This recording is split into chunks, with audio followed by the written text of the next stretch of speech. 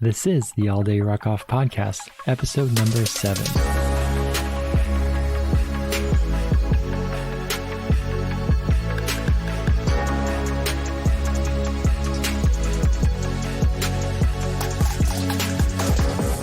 Welcome to the All Day Ruckoff podcast, episode number 7. This is your host, Brian, and I wanted to thank you so much for tuning in. We truly hope you enjoy this episode, and don't forget to check out our previous episodes as well. The All Day Ruckoff podcast includes interviews, answers questions, and provides updates on the wrecking community. Today, we are very excited to be interviewing John Croft, aka Big Daddy. Big Daddy is the Senior Director for Events at GORUCK, as well as a very talented GORUCK cadre. In this episode, we cover one of GORUCK's newest events, GORUCK Beached Core. Before we get started, I wanted to thank our new review on Apple Podcasts. This one comes from Landon Vance, who says, "Love the podcast, keep them coming." A huge thank you to Landon for taking the time out of your day to leave that 5-star review. If you enjoy the podcast, please consider leaving your review on Apple Podcasts. If there's something you think we can improve on, please reach out to me at brian@alldayruckoff.com. Last announcement. Thank you so much for all of the email responses from those who want to talk about their GORUCK experiences. If you're interested in being on our After Action Review episode, please send an email to brian@alldayruckoff.com, and I would love to schedule some time to chat. That's it for the announcements, and now on to the interview. Brian Lohr.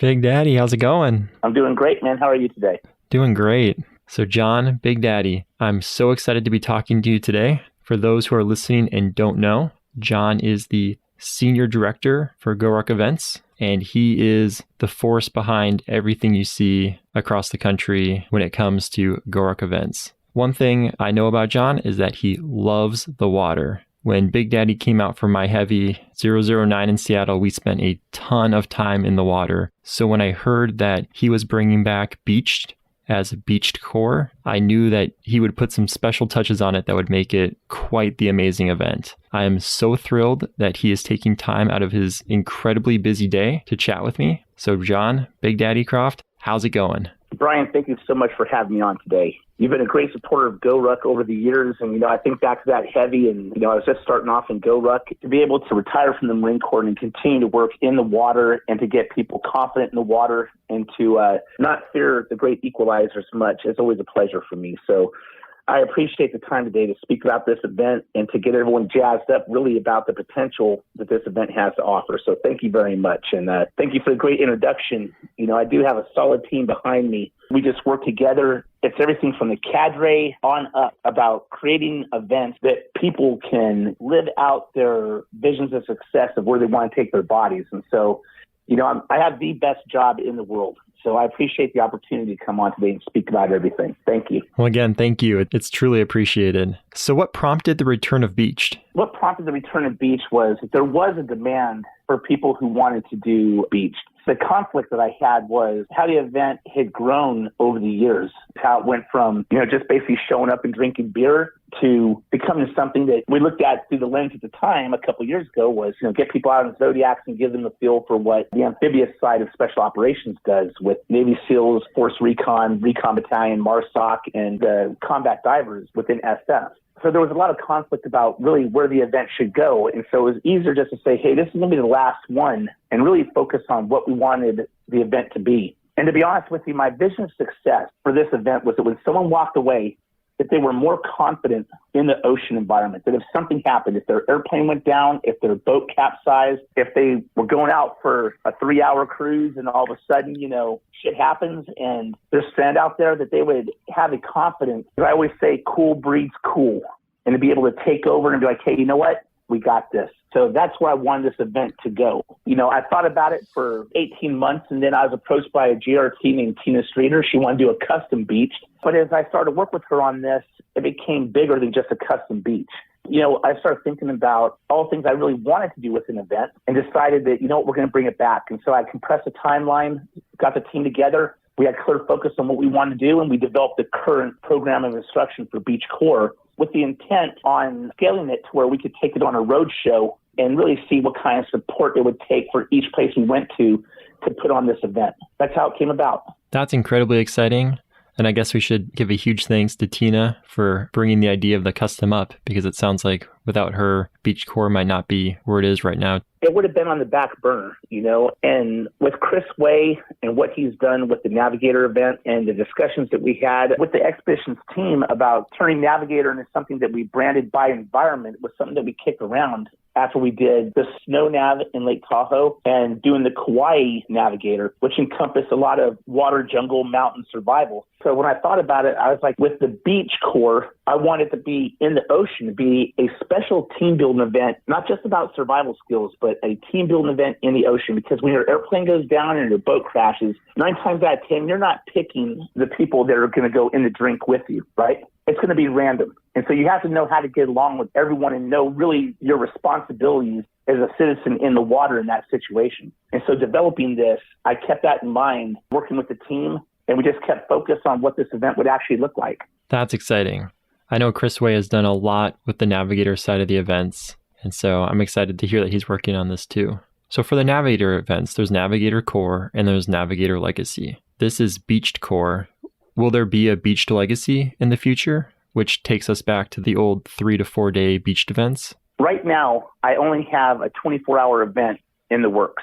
And the purpose of only having 24 hours, I feel a 24-hour event centered around the water is a lot of time. Why did I pick 24 hours? I picked 24 hours because I do not want the participants to sleep during this event. To put them in the proper mindset for the event, this is a very unique team building event. It does take elements of the GORUCK Challenge, Navigator, and Beached and roll them all in to we couldn't accomplish before, because going out for 3 days, you had a rest plan. You can't just go 72 hours straight. But when I narrow it down to 24 hours and bring you in at noon, give you an assessment, seeing how you swim, and, really, am I looking for Michael Phelps versus shark? No, I'm not looking for that. What I'm looking for is someone who wants to excel in the water, but maybe has not had all the opportunities to excel in the water. The person I'm looking for to do this event is someone who ranges from the incredibly competent, who I want to go on the ocean and see how it feels to spend time on the ocean, to the person who's like, man, you know what? I have the balls enough to go into the water. I'm not a marathon swimmer. I'm not an endurance swimmer. But you know what? I want to be able to cover the miles, and I want to survive.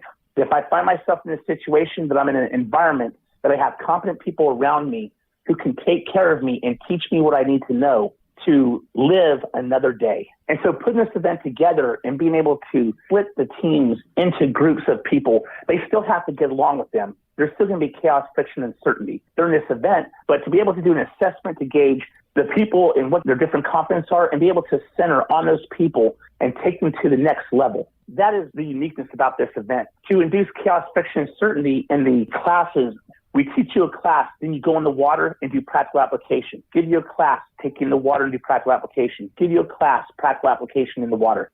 Water, you have to know how to do these skills, not just on land. This is not just a land-based event that we just go do flutter kicks or bottom samples in the water.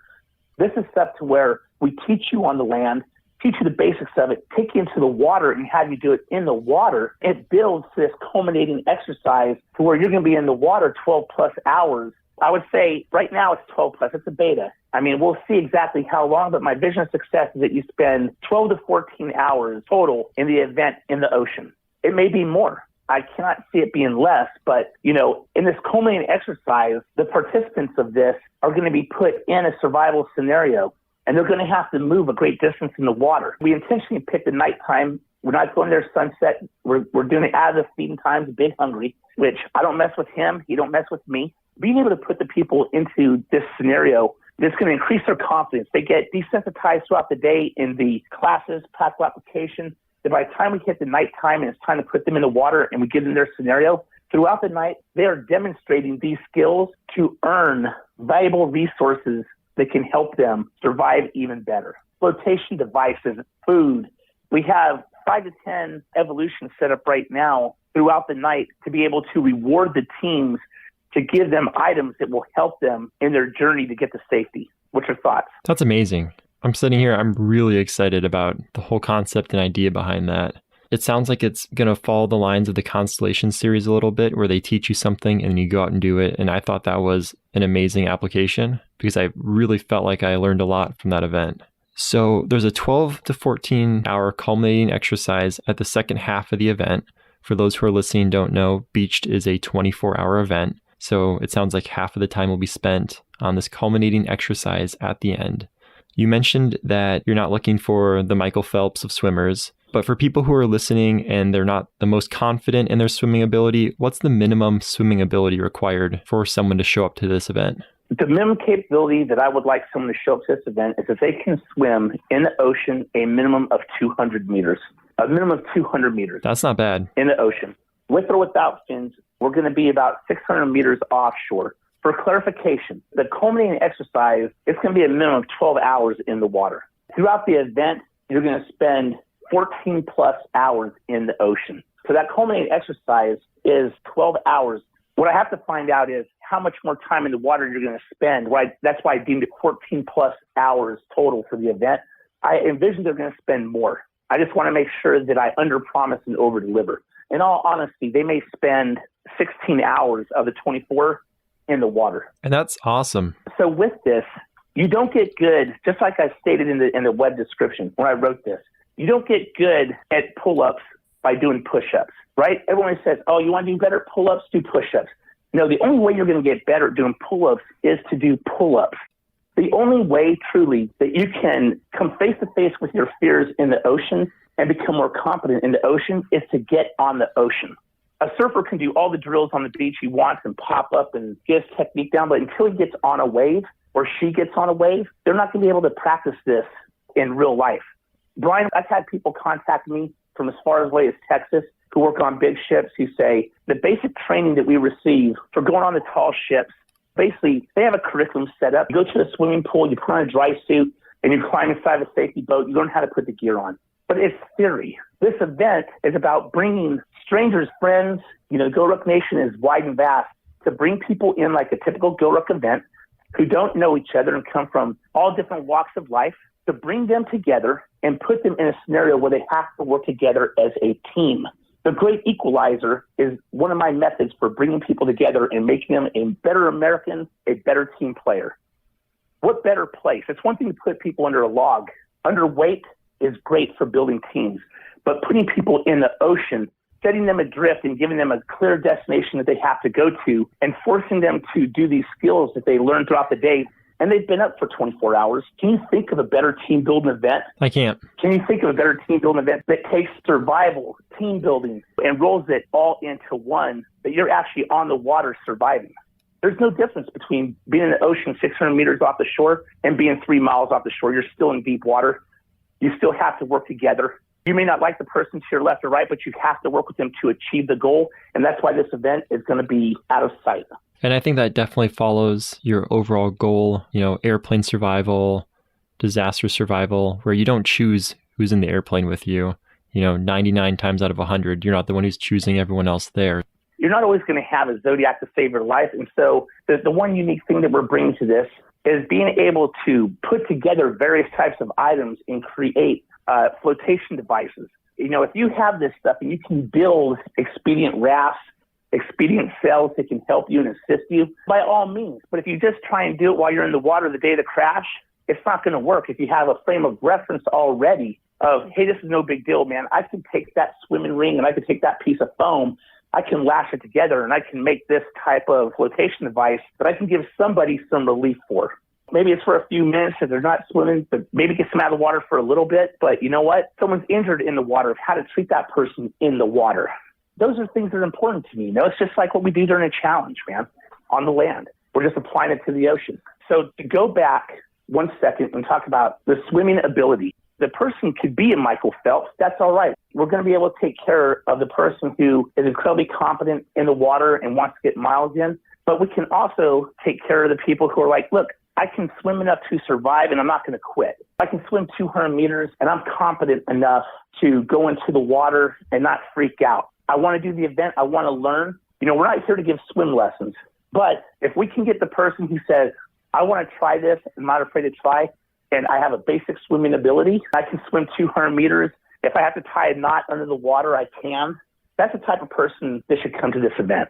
But if they don't know how to swim, they're totally afraid of the water, this is not the event for them because they're going to spend a lot of time in the water. And they should probably learn to swim because that's a very valuable skill. They should probably learn to swim before they come to the event. I'll tell you this, the last beach that we did, we had a man there, his name was James Bond. And I'll tell you what, man, this guy, he has the heart of a lion. This GRT has a heart of a lion. Every time I see him, I have great respect for him. We did the swim set with him, and he showed competency in me. Was he the fastest guy? No, but he was like, you know what? I want to be here and I want to do this. That guy was at the front of every single event that we did.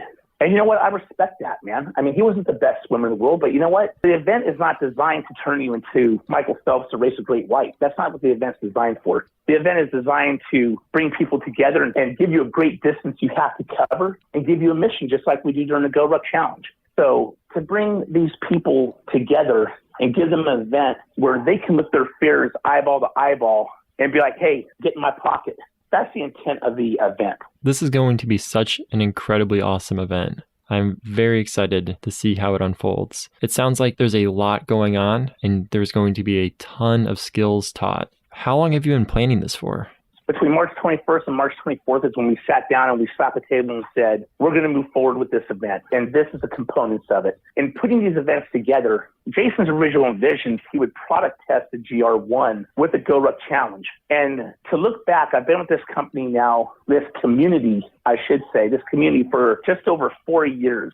We did our event together in June 2013. June 29th, 2013 is when you and I did Heavy 009. Yep. And, you know, to see where we've come about the effort that we're putting to events like Constellation, Navigator, even the evolution of the GORUCK Challenge of Charming the Snake, this evolution of events and how we sit down and put them together. You know, and then when we brief Jason on it and he looks at this, you know, Jason's number one priority, work from the participant and go backwards.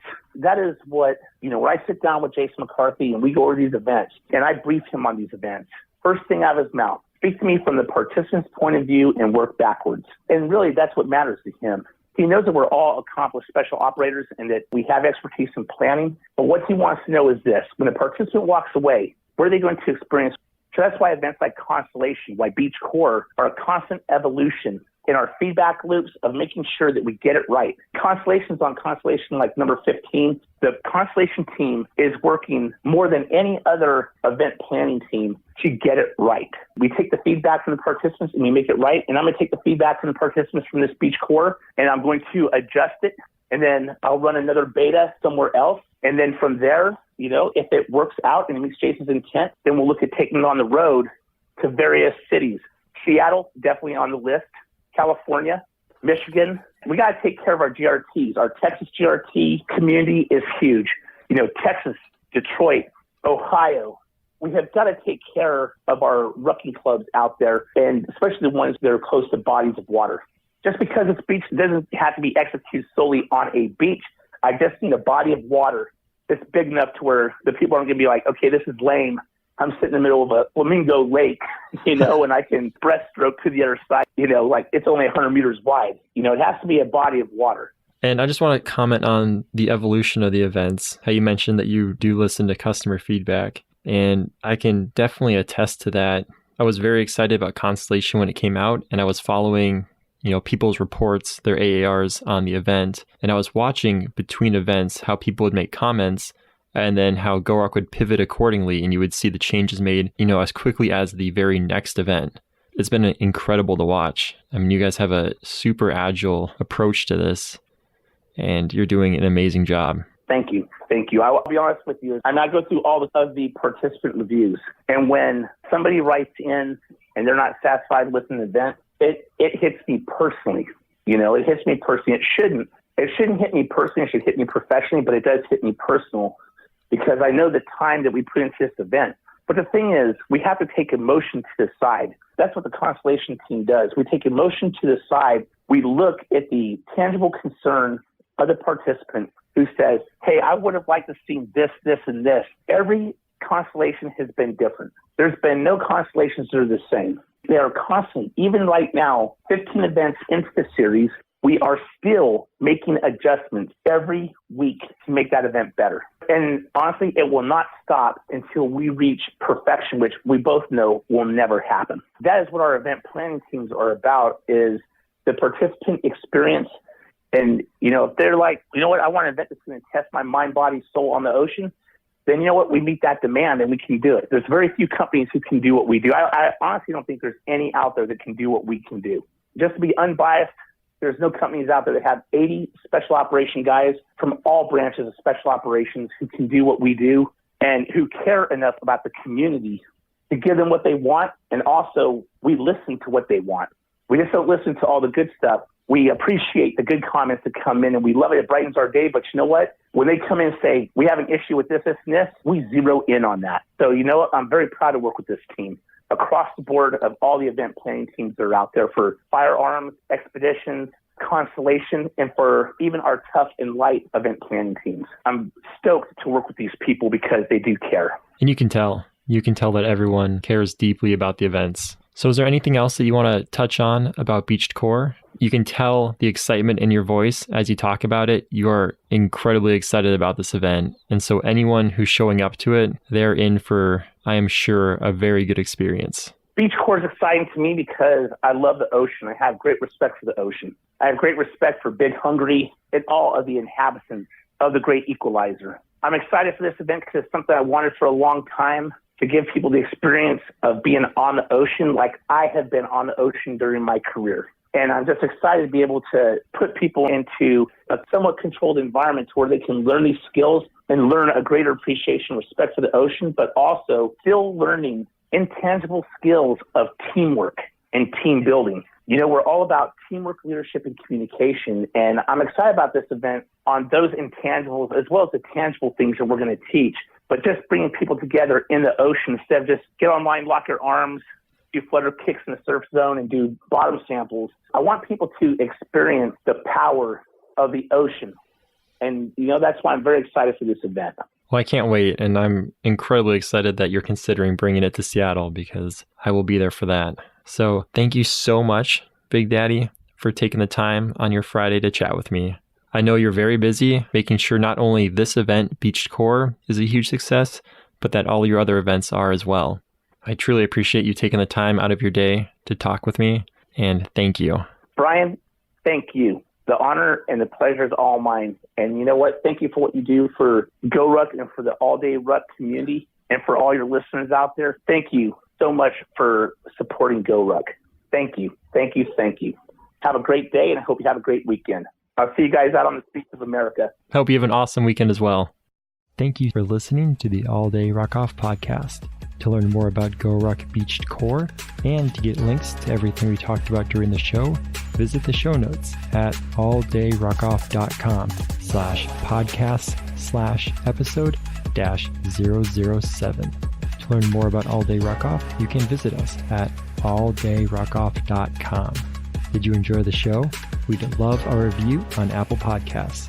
If we can do something better, send an email directly to me at brian@alldayruckoff.com. Thanks so much again, and remember, attitude is everything, keep yours positive, and drink hard, rock harder.